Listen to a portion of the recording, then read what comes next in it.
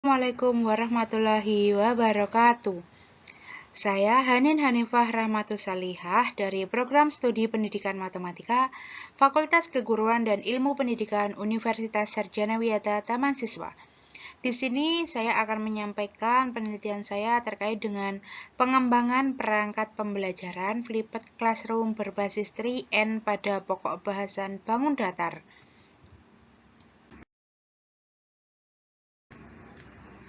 Pendahuluan. Latar belakang. Yang pertama yakni pentingnya ilmu matematika dalam kehidupan. Yang kedua, pentingnya perangkat pembelajaran untuk membantu mempermudah jalannya kegiatan pembelajaran. Yang ketiga, pentingnya variasi model pembelajaran untuk meningkatkan ketertarikan belajar matematika. Dan yang keempat yaitu pesatnya perkembangan teknologi di berbagai bidang kehidupan, termasuk bidang pendidikan.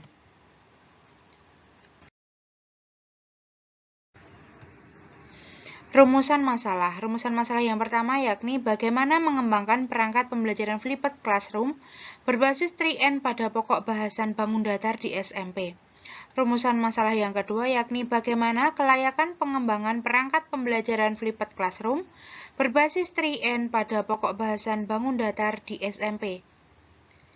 Adapun tujuan penelitian ini yaitu 1. Mengembangkan perangkat pembelajaran Flipped Classroom berbasis 3N pada pokok bahasan bangun datar di SMP, dan yang kedua yakni mengetahui kelayakan perangkat pembelajaran Flipped Classroom berbasis 3N pada pokok bahasan bangun datar di SMP yang dikembangkan.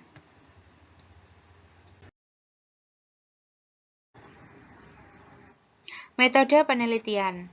Metode penelitian yang digunakan yakni metode Research and Development dengan model pengembangan yakni ADI, Analysis, Design, Development, Implementation, dan Evaluation.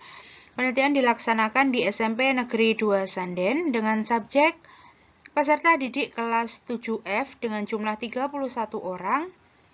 Dan teknik pengumpulan data yang digunakan yakni observasi, wawancara, angket, dan tes hasil belajar. Untuk instrumen pengumpulan data yakni 1. Angkat validasi ahli, yang kedua angkat respon peserta didik, dan yang ketiga adalah tes hasil belajar. Selanjutnya teknik analisis data. Analisis data yang digunakan yakni 1. Analisis data kualitatif, dan yang kedua analisis data kuantitatif. Data kuantitatif yakni berupa uji kevalidan, uji kepraktisan, uji efektivitas, dan uji korelasi. Selanjutnya hasil dan pembahasan.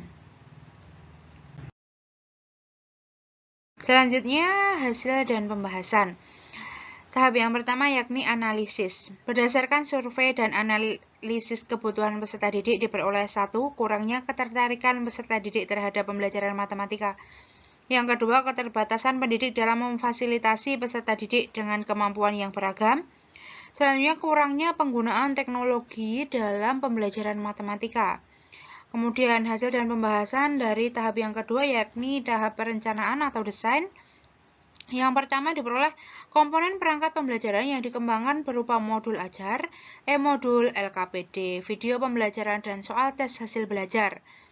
Selanjutnya isi materi pembelajaran yaitu bangun datar yang difokuskan pada materi melukis, garis, sudut, dan bangun datar. Selanjutnya, software pengembangan yang akan digunakan yakni Microsoft Word, Microsoft PowerPoint, Canva, CapCut, Google Drive, dan YouTube.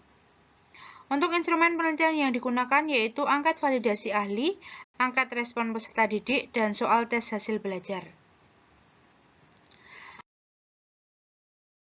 Selanjutnya, hasil dan pembahasan dari tahap ketiga yakni pengembangan atau development.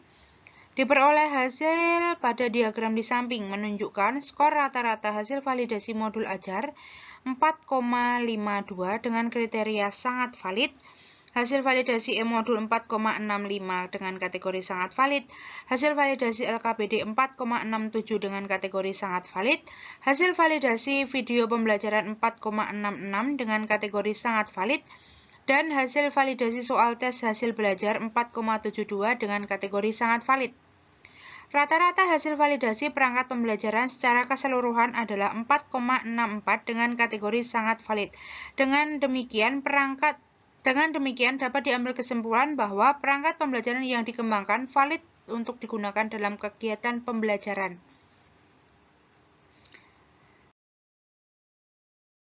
Selanjutnya, yakni tahap implementation. Berdasarkan diagram, menunjukkan skor rata-rata hasil angkat respon peserta didik terhadap e-modul sebesar 4,07 dengan kategori baik, hasil respon peserta didik terhadap video pembelajaran sebesar 4,33 dengan kategori sangat baik, hasil angkat respon peserta didik terhadap LKPD sebesar 4,15 dengan kategori baik, dan hasil angkat respon peserta didik terhadap 3N sebesar 4,21 dengan kategori sangat baik. Rata-rata hasil angkat respon peserta didik secara keseluruhan sebesar 4,19 dengan kategori baik.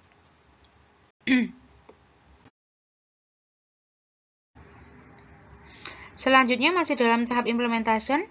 Berdasarkan tabel di samping, dapat dilihat bahwa rata-rata skor tes hasil belajar sebesar 88,09 untuk kriteria ketuntasan minimum yang ditetapkan oleh sekolah sebesar 75.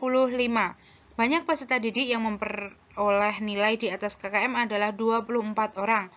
Persentase ketuntasan pada kelas tersebut adalah 77,42% dengan kategori efektif. Berdasarkan hasil angkat respon peserta didik dan hasil tes hasil belajar, dapat disimpulkan bahwa perangkat pembelajaran yang dikembangkan praktis dan efektif untuk digunakan dalam kegiatan pembelajaran. Selanjutnya, hasil dan pembahasan pada tahap evaluasi. Pada tahap evaluasi dilakukan 2 kali, evaluasi formatif yang dilaksanakan pada setiap akhir dari tahapan ADI, dan evaluasi sumatif yang dilakukan secara menyeluruh dari tahapan ADI. Pada tahap ini juga dilakukan analisis angket respon peserta didik dan tes hasil belajar. Diperoleh hasil sebagai berikut. Berdasarkan hasil uji korelasi, diketahui bahwa nilai percent correlation atau R hitung sebesar 0,429, sedangkan R tabel dengan taraf signifikansi 5% atau alfa sama dengan 0,05 sebesar 0,335, sehingga R hitung lebih besar dari R tabel. Artinya ada korelasi yang signifikan dan searah antara skor angkat respon peserta didik dengan skor tes hasil belajar. Dengan demikian, dapat diambil kesimpulan bahwa perangkat pembelajaran yang telah dikembangkan memiliki pengaruh untuk prestasi peserta didik.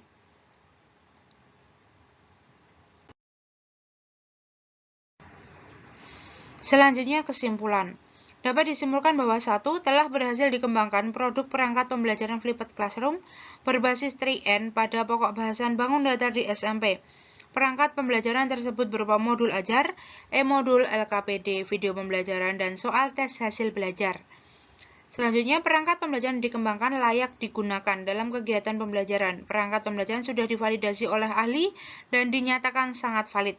Perangkat pembelajaran berdasarkan hasil angkat respon peserta didik dengan kategori baik dinyatakan praktis digunakan, dan berdasarkan persentase ketuntasan sebesar 77,42%, perangkat pembelajaran dinyatakan efektif digunakan, serta korelasi antara angkat respon peserta didik dengan skor tes hasil belajar adalah signifikan dan searah.